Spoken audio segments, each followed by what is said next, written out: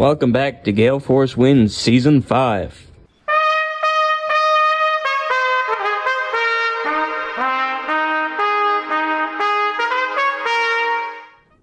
Well, I'm Alan Dale from Gale Force Winds. What an absolute pleasure it is to be here in St. John's, Newfoundland on a beautiful sunny day. And I want to tell you, I love being in conversation with people who've had inspirational journeys, and I like to learn all about them. And on that note, why don't you introduce yourself and tell us where you come from and what you're doing?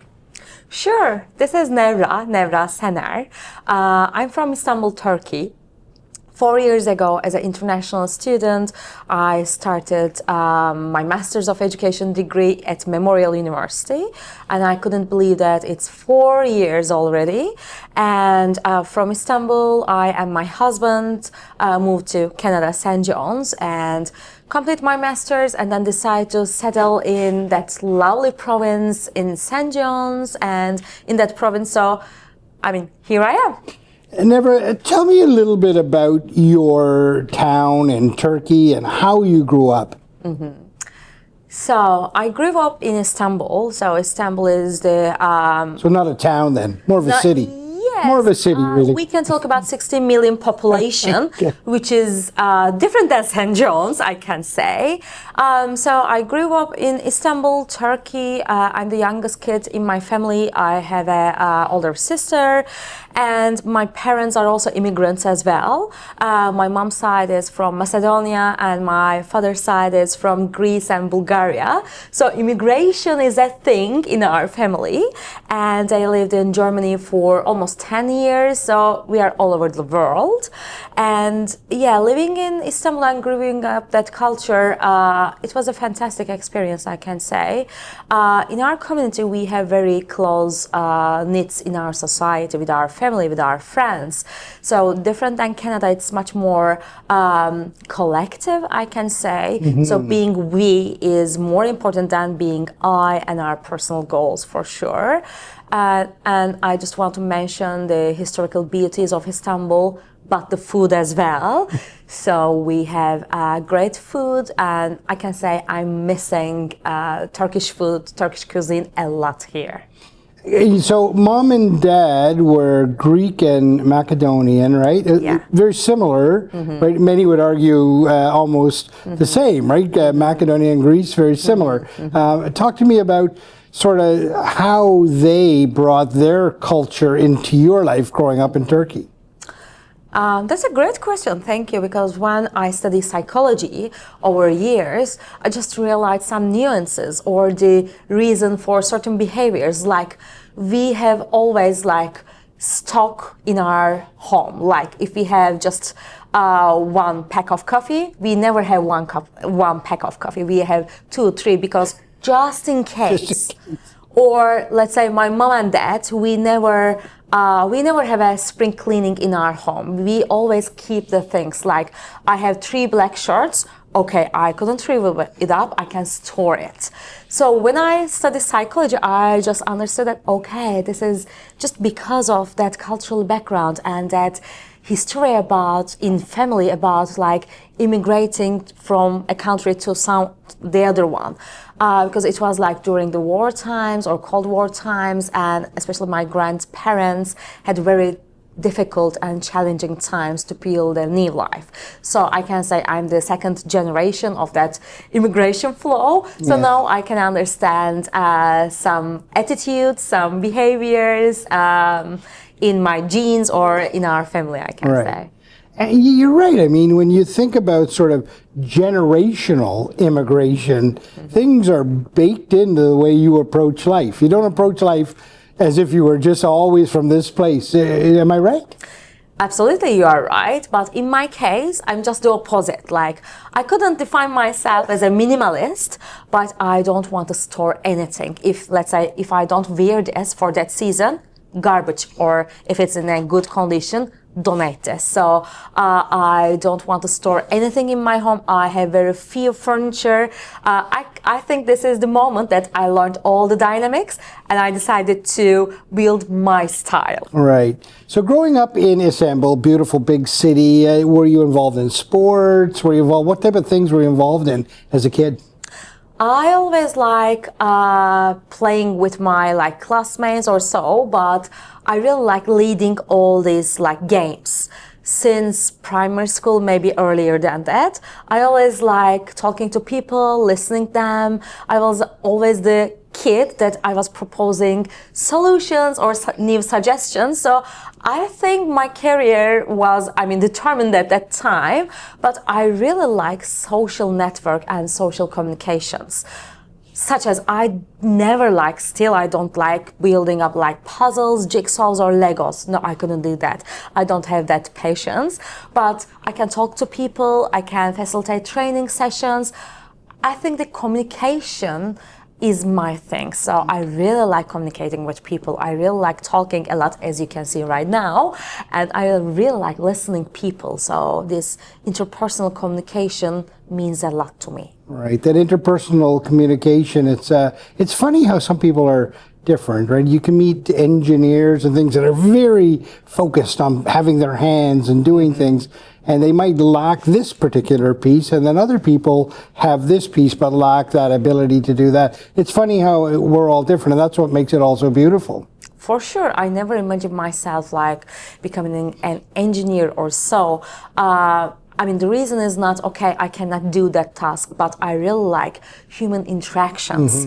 If I, let's say, would be an engineer, I should be working in a social setting. So I need that human interaction. What were some sort of big influences in your life when you were younger? What were some of the people or some of the things that really inspired you? I can say it's my sister. She is 13 years older than me, and she was a great role model for me and always advocate for my decisions, for my career journey, for my preferences. So she is my role model. I always saw her as a strong, independent woman, and I learned a lot from her, and I really appreciate her support throughout my lifetime. What's her name and where is she now? Her name is Nursa. So we have difficult names, I know. Thanks, Mom. She's living in Istanbul, but born in Germany. She's a people leader as well, working in a pharmaceutical company. Right. Well, your difficult names, do your names have meanings? Do they have meanings attached to them? Yes. Nevra means white flower grown in the heaven. Okay. And we have an actress, her name is Nevra as well, and my mom liked her a lot. That's why she named me as Nevra. I really like my name. It's a nice name. Yeah, it is. It's sometimes it becomes very challenging, but I really like it. And your sister's name, does that have a meaning? Nursa is the brightest thing. So this is the meaning, brightest and the most beautiful thing. Wow. Oh, fitting for what you just described her as, for sure. Well, that's wonderful. So talk to me a little bit about school and your academic journey. Was that something that you always enjoyed? Yes, I'm always the student, always staying in the front row, and always a hardworking one, I can say. I really like going to school because there is lots of interactions there, and I really like defining myself lifelong learner, so I really like learning a lot. I always go to public schools in Turkey because education system is kind of different back home. We have both private schools and public schools. For my primary, junior high, high schools, I always went to public schools, and at that time, we had a standardized education system model. So you need to be successful in the exam, get enough scores. You should have higher grades to get that school or that university. So I can say it was a competitive environment.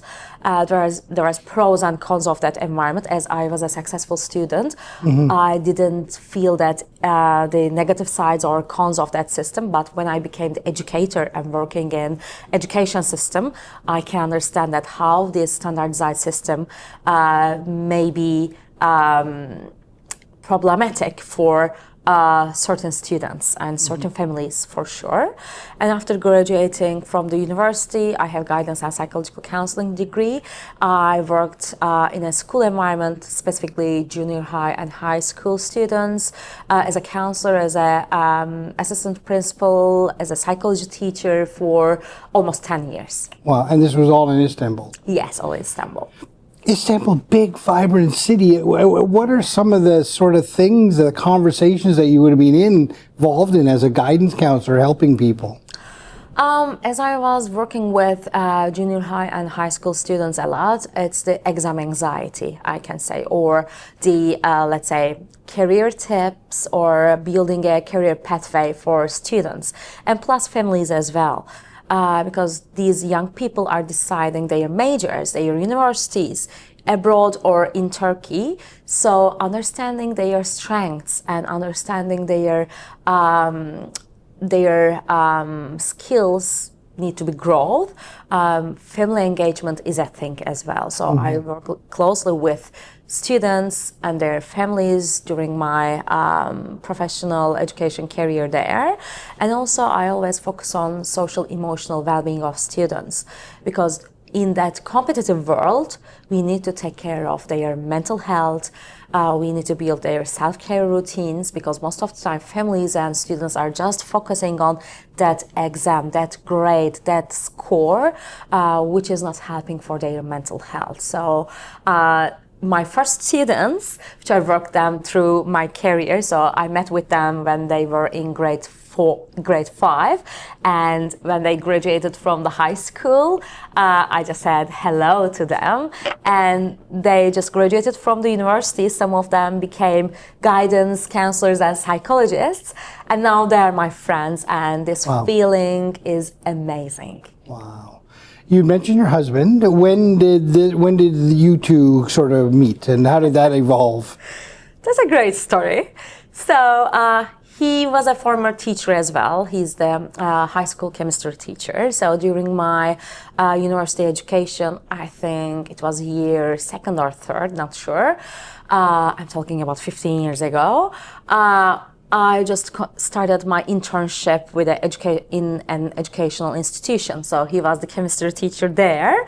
So we just met there, and yeah, our story begins. How does a courtship look in Turkey? With are the family involved in the conversation, or is it very individual like it is in North America? How does that look? Always families are involved. Talk to me about it. For every decisions, like planning the wedding ceremony, or most of the time families are going to stores to decide on the furniture or design of the home all together.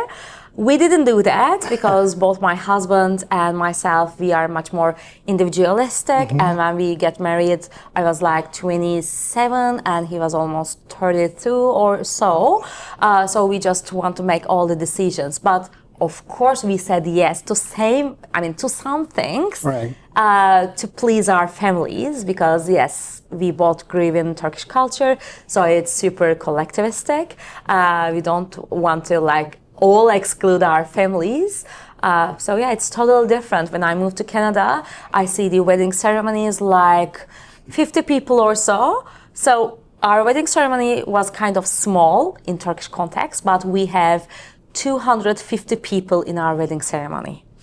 So these kind of differences. It's a kind of a different thing altogether. For sure. Is he originally from Turkey? What's his name, first of all? Imash. Yes, he's Turkish. He's from Turkey as well, but his mom's side is also immigrant. Okay. So yeah, we are just all immigrants. And where did they immigrate from? Bulgaria. From Bulgaria. Yeah. So it's just a lot of immigrants in the conversation, right? That's an interesting sort of mix of sort of the way, as we talked about, you approach life and the like. Talk to me about now when you decided that you were going to make a move to Canada. Talk to me about that decision between the both of you and how that evolved. For sure. First of all, I can say he encouraged me to do that. It was during COVID-19 pandemic time. And at that time, I just noticed that I need to grow in more academic field because I believe that I got enough professional experience. And I just said, Nevra, okay, it's time to obtain a master's degree and learn more about academics. And I was planning to apply for my university, which I completed my bachelor's degree. When talking to my instructors there for references and for other details, my instructors and my husband just told me that you should apply for abroad. I was kind of hesitant about it, but Imar was super willing to do that, and he encouraged me a lot to submit these applications. And I have been to Canada before for a summer camp counselor position, and we just go over the immigration programs, and because having work permit for the spouses one of the most important things for our family, and we decided to make applications for Canada. And in 2 weeks, I submitted my applications for 4 different universities, and I got the first acceptance from Memorial University, so that's why we decided to move to St. John's. Talk to me about, I mean, that's a pretty big decision to leave family and friends in Istanbul and decide to study abroad. Was it your intention, we're just going to go there and study and come back home? That's a big decision, and talk to me about it. So no, we always know that if we move to Canada St. John's, Newfoundland and Labrador, or another province, our aim was to build a new life there. But we didn't tell this to our families. Okay. We keep this as a secret until we got our visa approval. So they didn't know that. Right. It was a surprise for our families. I remember when I explained that to my parents, my mom started to cry. And she was always assuming that, okay, Nevra will complete her master's in 2 years and they will come back. We didn't say anything. We didn't say yes or no promises. Yeah. But our intention was to build a new life. And it was super fast for us because it was during COVID-19 time, and we had many curfews not only in Turkey, across the world. So I had to do that in 2 weeks, because after that we had a total curfew, so I couldn't do anything. So only in 2 weeks I just submit all the applications, got transcripts, get enough employment letters or the other materials, documents from my employers. So in 15 days we did it. Wow. So Newfoundland Memorial responded to you positively, and you decided that you were going to go to Newfoundland. You had been to Canada before. Yes. Where were you in Canada Toronto. before? So you were in Toronto. Yes. Only, and that was your understanding of Canada. Yes. Did you know anything about Newfoundland when they accepted you? No, and at that time I stayed in Toronto almost a month. I think it was 3 weeks. And when I come back to home, I told Imar that, look, Toronto is like Istanbul, so I don't want to move there. So maybe Canada may not be an option for us. But after 5 or 6 years, I'm here. Okay. So talk to me about when you got that letter from MUN, and it was from Newfoundland. The research you did on Newfoundland and what you found and what was going through your mind. Tell me about that. I remember how excited I am when I get the approval acceptance letter from Memorial. And yeah, after that time, Imar started to look for jobs on Job Bank for St. John's, Newfoundland and Labrador, and start to search for housing to learn the price, get some insights about the locations. And I just spent many times at Memorial website, to learn more about the academic programs, student support system. And at that point, I can say I really appreciate Memorial University's support, especially internalization office and School of Graduate Studies. I learned a lot. They had great webinars, information sessions. So since the first day, I never felt lost or so. Right. I feel like, okay, if I lost or if I have any questions or concerns, there will be someone to help me. And at that point, I can say my academic advisor, Dr. Dorothy Wandering, she is a great human being, and I learned a lot from her. I remember that in my local time in Istanbul, around 11 p.m. or so, we had our first virtual meeting with her. So she just wanted to say welcome to me and explain the dynamics, the requirements of Master of Education program. And after that, she became my thesis advisor as well. So it's a great start for me. Yeah. The city itself, when you arrived in the city, what were your initial thoughts? It was during the COVID-19, and considering the population and just people like prefer staying at home, no social gatherings or so, I was thinking that this is a kind of small town or village in Istanbul, I can say that. Sometimes I remember that when going to a grocery store, I didn't see anyone. I was thinking, okay, is there any curfew or something like that? Did I miss anything? It's super peaceful, and I really like welcoming culture in Newfoundland and Labrador. We had a great friends here, colleagues here, and we got many support from the community, and this welcoming culture helped us a lot to build a sense of belonging within the community.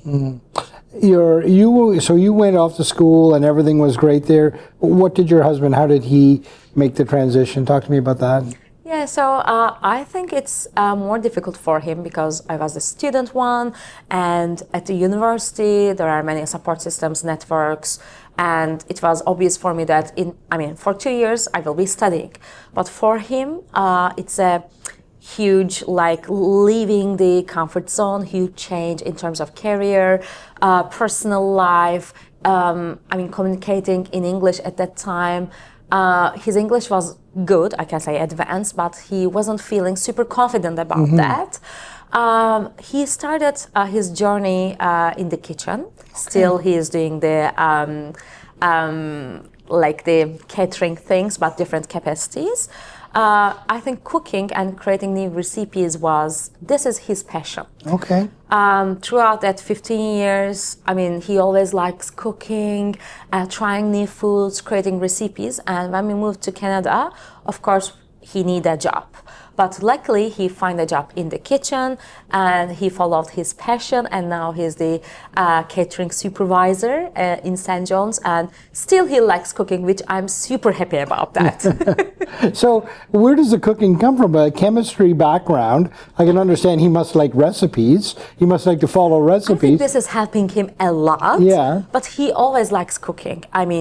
I don't know when this started, but come from his mom or dad or? Yes, his mom is good at cooking as well, and she likes cooking as well. I think this is something like generational for him, but he really likes creating recipes, trying new foods, eating a lot. I'm sorry, Mar, I told that, but yeah, he likes everything about cooking, eating, and creating recipes. Wow, and food can be such an equalizer, right? And it can be such a great way to meet people and socialize, and absolutely, that's wonderful. So when you come out of Memorial with a new master's degree, where does life take you then?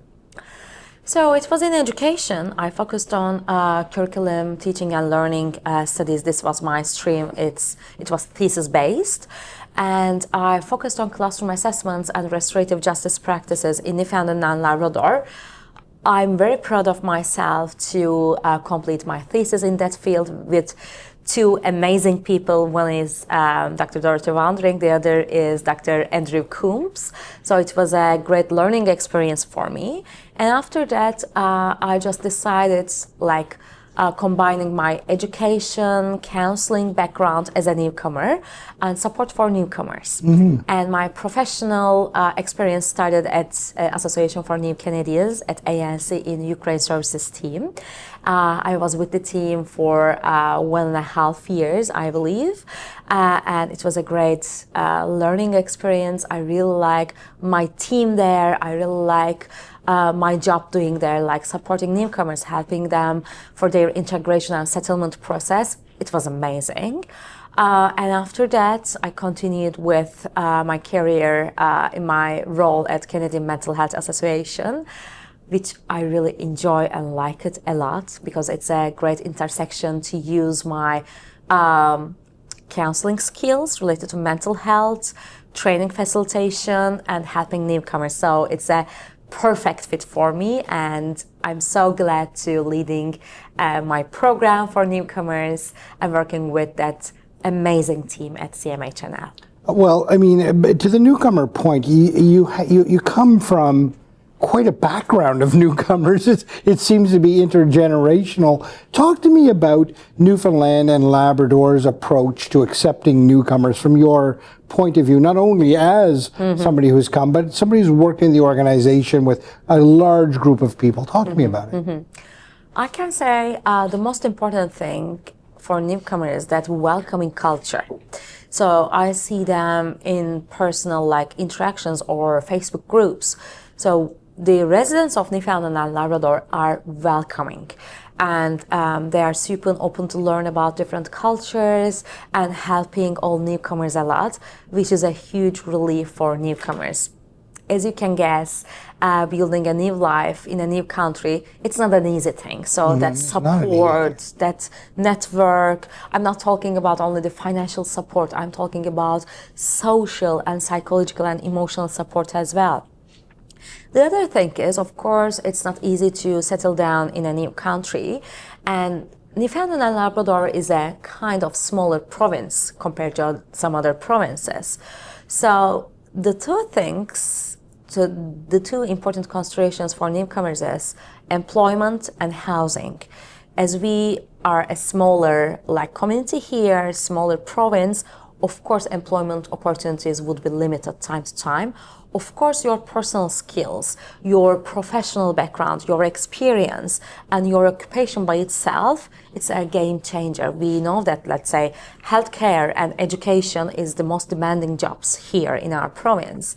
And also housing, as we are a small population here, smaller province, housing may be an issue, especially for newcomers, because they may experience some financial instabilities, or they may have a larger family, but with a limited budget, it may be a challenge to find a suitable accommodation for themselves. Now, you've sort of found a perfect balance where you've merged your education and your professional background with this sort of ingrained newcomer mentality and philosophy and vision for life. And you find yourself now with the Canadian Mental Health Newfoundland group, specifically focused on newcomers.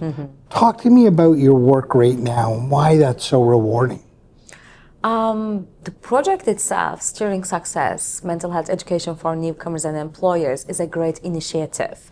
And I'm so proud of leading that program, focusing on fostering resilience, well-being of newcomers in that province by providing mental health education, training sessions, having a collaborative workshop, design jams, to hear newcomers' voices by respecting their lived experiences. As a newcomer myself, I can understand their situation because I had the similar stages. Of course, everyone is unique. Of course, everyone's stage transition period is different. I totally understand and respect that.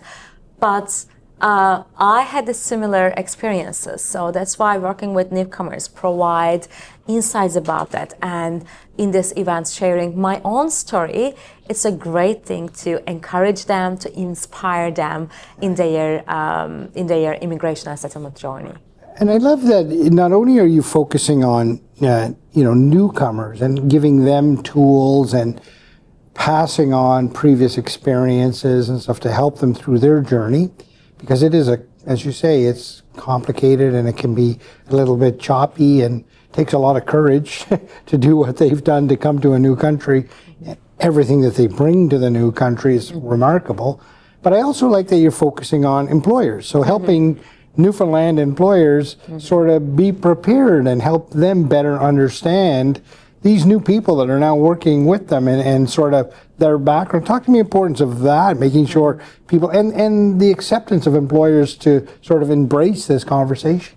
Absolutely. At that point, I really appreciate our CEO, Dr. Chandra Kavana's vision about that by including not only newcomers but also employers in that program. Employers are, not only employers, but I can say the employment is very important for newcomers for several reasons. The first thing is to meet the expenses, to build your new life, pay the rent, go to grocery store. If you have kids, meet their expenses as well. And also for immigration purposes, it's really important, not only for permanent residency, but also extension of their temporary extension of their open work permits, or having access to healthcare. So if you're not an international student, or if you do not have specific visa, you need to be employed to access healthcare, to have the MCP card. So employment is super important for newcomers and their families. That's why we want to focus on employment part as well, and employers play a vital role about that. Many newcomers are welcoming and hiring, many employers are hiring and welcoming newcomers, but the thing is, we see that newcomers' retention rate is not super fine. So by supporting employers and creating more inclusive, psychologically safe workplaces, we are also aiming to empower employers in Newfoundland and Labrador. Because employers like supervisors, managers, coordinators or colleagues, they have contacts with newcomers, but if they do not know their contacts, or if they are not aware of newcomers' challenges, it may not be possible to help them. Right. You don't know what you don't know sometimes, right? So what you're doing is helping people understand the people that they're working with more broadly, and understand put things in context. Because I would have to think that a newcomer is more sort of prone to mental health challenges. There's a lot going on in their life at that moment. There's a lot to manage. It's most people every day get up and there's a lot to manage in their life. You put on the complexity of leaving your home and your family and your friends and your routines and everything that you know, coming to a new place, probably not speaking that language, it's certainly not your first language, and then trying to find a job, and then navigating, getting your kids in school, getting a doctor, and all of the things that are just life. Yes. For a newcomer, that's even more to do. So they're really sort of open to, if this mental health is going to be a struggle, it's probably now it's going to be a struggle. So catching that early and giving tools, that must be so powerful for you to know, having experienced all of that, and now you're giving them the tools to help them. Absolutely. After having newcomer workshops and getting their stories, hearing their voices, challenges, and it was a great experience for me, because not only I'm providing tools and resources to newcomers, yes, of course I am doing that, but also these workshops are great spaces, great network opportunities to talk about this. It's a safe and respectful environment, and it's a great chance to participate in and build your network. After having that kind of sessions for newcomers, I got many emails from employers and community organizations, and they were telling that we need that sessions as well, specifically for employers and community organizations, which is great. So I can understand that everyone, both newcomers and employers and community organizations, need that space to talk about that. And yes, you're right, newcomers are facing many different challenges. It can be about financial instability, housing, access to healthcare or services. It can be language barriers. I'm not just talking about communicating in English or French. I can give an example from myself. My English was good when I moved to Canada, especially my academic English. Okay, no, issues about my English, it's CLB 10, 11, whatever it is. However, sometimes I find myself having difficulties in communicating in English, because my brain, my heart, wants to say something in Turkish. However, I don't know if it is polite or professional, because I don't want to be rude or unprofessional, right? But I want to share my thoughts, or I want to share, a feedback. So it's a kind of challenge. And I always tell my friends or colleagues who are native speakers of English or their mother tongue is English, just imagine yourself communicating like verbally, written, doesn't matter, communicating in your second or third language all day long, just one day. It must be tiring. It is. Sometimes if I had like back-to-back meetings, these are long, or 2-3 training sessions or long trainings, sometimes like at 4:30 or 5 p.m., I was telling that, okay, my social battery died. So. What does success look like for you in this new role that you're in here? What does success look like? That's a great question. So in more technical terms, it's like meeting or exceeding the expectations in the agreement, in the papers or so. But what I feel like success is, during these sessions, it can be mental health education or newcomer workshops, seeing that in people's face, and after having like one-to-one conversations, meeting with all newcomers in that session. So this is a success for me. Or if an employer or community organization reach out to me and say, we heard about your program, so we need to take part in it. This is a success for me. Yeah, it's like, to use the word, the light bulb goes off, right? It must be amazing when you're able to work with a new Canadian or newcomer to Newfoundland and help them, and know that you've helped them, know that you've given them a path, and that they're going to be okay for a little bit, and you've taken some stress away from their life. That must feel great. Absolutely. Sometimes they are sharing examples from their personal life, from their family, and maybe this is their first time talking about this. Yeah. In one of my newcomer workshops, one of the participants just shared that, Nevra, this is my first time talking about mental health since moving Canada. And this means a lot to me. So I feel like, okay, this is a safe, respectful workplace. This is an open environment, so everyone can contribute. Everyone can share their like experiences, their challenges. This meant a lot to me. You know, I mean, mental health is, I would argue, a pretty new conversation, even in Canada. We're still figuring it out, you know. I can only imagine people come from all over the world and come here, and their relationship with mental health culturally would be very different than ours. And every country would be very different in every culture, and it must be very difficult for you to sort of understand all of that, but also pretty rewarding when you when they invite you into the conversation. It must be a fascinating world to be in. Oh yes, so as you mentioned, culture is very important to shape our values, beliefs, perspectives, including mental health as well. So yeah, in these workshops or training sessions, I'm getting many different inputs, like some participants are telling that, look, Nevra, there's no such a thing in our culture like mental health. We do not have that term. Or what I'm hearing a lot is, like mental health or talking about mental health is kind of stigma. Or we can talk about some stereotypes. Like if I say, okay, I'm so stressed or I'm diagnosed with depression or something, the other people in the community may say that, okay, there is something wrong with not only this person, but also that family. Right. So I'm getting many stories about that. And that's why in our sessions, we are always talking about mental health. And I always underline the importance of mental health and our advocacy for mental health for all.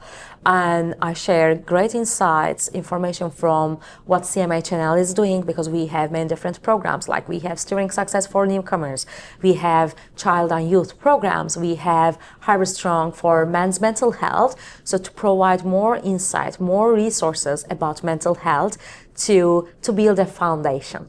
Yeah, it would be unfair for me to ask you to describe mental health in all different cultures, but do me this. Tell me what mental health what it looks like in Turkey. How do you approach the conversation in Turkey? I can say, first of all, it's going better. So comparing to a decade ago or 20 years ago, our situation, our perspective and understanding of mental health grew a lot in Turkey. And I think the new generation plays a great role in that because they're open to have that mental health discussions, learn more about mental health.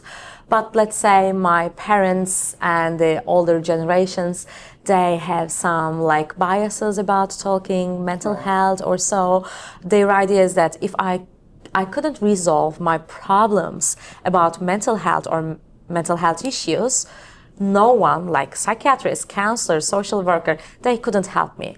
My counter argument is like that, okay, but if you have a headache or a physical problem, you are going to the doctor. So don't go to the doctor then if you can treat all the things.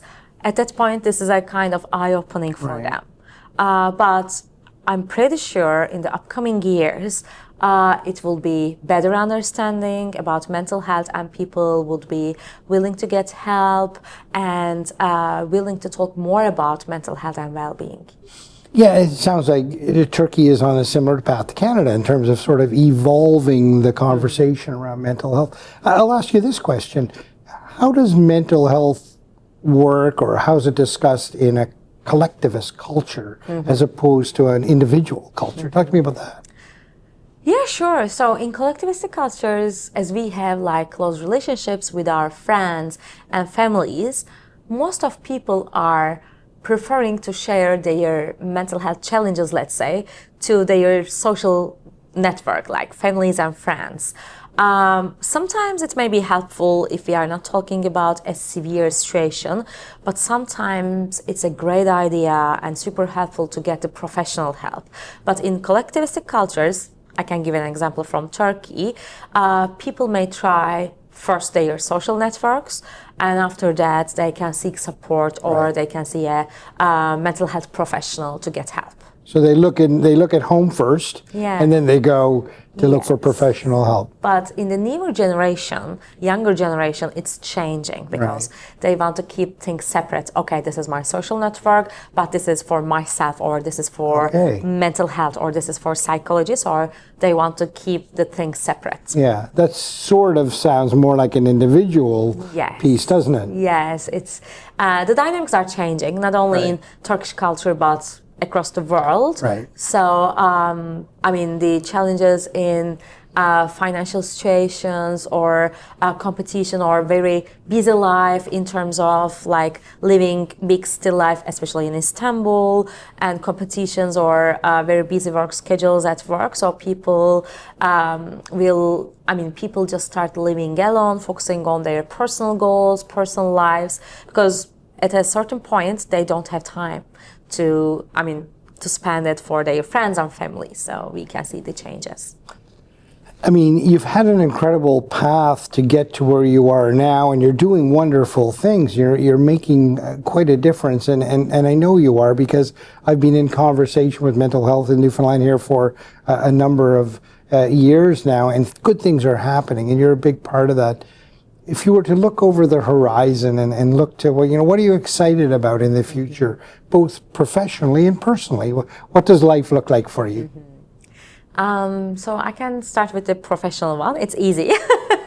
So for professionally, project management, mental health, working with people, leading the teams, facilitating training sessions, I think this is my thing. I really like designing something, talking with people.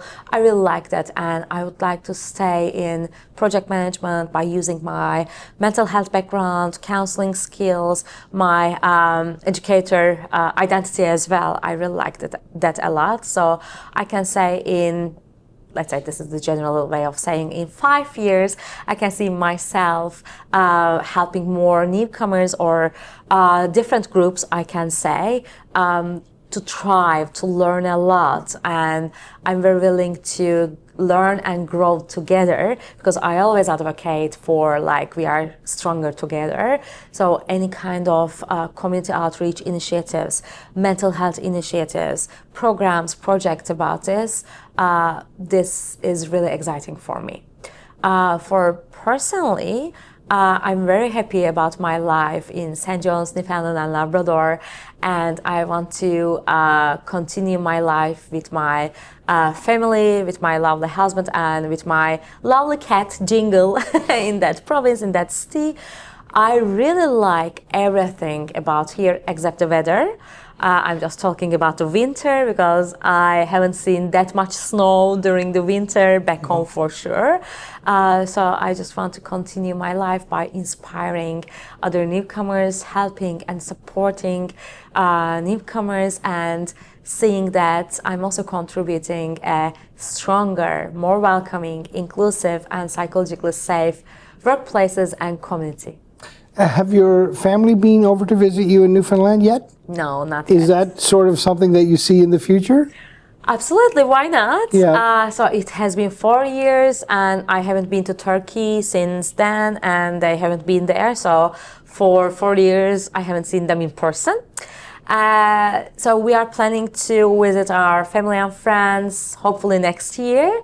But yes, my parents and my husband's parents, so yeah, they are willing to visit us, to see the city itself, to see our home. So this is the plan, yes. How do you describe this place to them? When you call home and you live in this very unique place, sort of stuck out in the Atlantic Ocean with weather that's not necessarily sort of that great all the time, but a culture that's warm as you could ever imagine.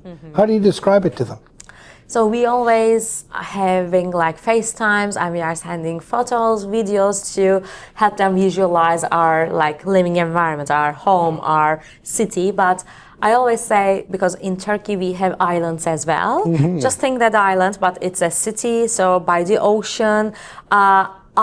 I don't believe that I could tell the beauty, the nature of St. John's and Newfoundland and Labrador to them enough, but I'm doing my best by, what I told my mom, just think about a small town, but it's a big city and by the ocean with colorful houses and super nature. So I'm using these kind of keywords to help them visualize. You're right. Many of the islands in Turkey would be beautiful, and they'd be very similar in terms of their beauty and their connection to the water. But how do you describe the culture? How do you describe the people of Newfoundland and Labrador and the unique, because that is unique within Canada. Yes, yeah. How do you describe that to them? It is unique, it's very close. I always tell my parents, like, I feel like everyone on the streets are like my friends, or I can talk to them. So I really like the small talks that we have here. If I have a great anecdote, I'm always telling this to my parents, because it's something super weird for Istanbul and Turkish context. I couldn't imagine in Istanbul a stranger is coming to you and saying, hello, how is it going? If I had that experience in Turkey, because you're a stranger, who are you? I don't know you. So I feel like threatened or intimidated, but here it's a piece of that unique and lovely culture. So I always share that kind of anecdotes to help them to understand the unique culture and close network here. You know, we've had many people on our show, on our podcast, that have had incredible journeys, much like your journey and your husband and even your parents and his parents, and what an incredible sort of pathway through life. And when we talk to people like that, we often ask them for a piece of advice. What would a piece of advice be that you would give somebody right now? The first thing is, of course, I will be focusing on newcomers. As an experienced newcomer, I can say, please don't feel alone, and you're not alone. Seek for help if you need that. Don't wait till the end. Please try to catch your physical, behavioral, and emotional changes. It's okay not to be okay. You can be strong, you may have great personality traits, which is fine, but you may feel like, okay, I'm not strong, I'm not okay. It's okay not to be okay. And I think the most important thing for mental health and well-being is self-care is not selfish. Because in some cultures, like Turkish culture, self-care can be understood as a like super selfish thing. But no, I think it's a kind of investment that are doing in yourself to maintain your well-being, to maintain your mental health in a good state. So please prioritize your health and please do not neglect your mental health.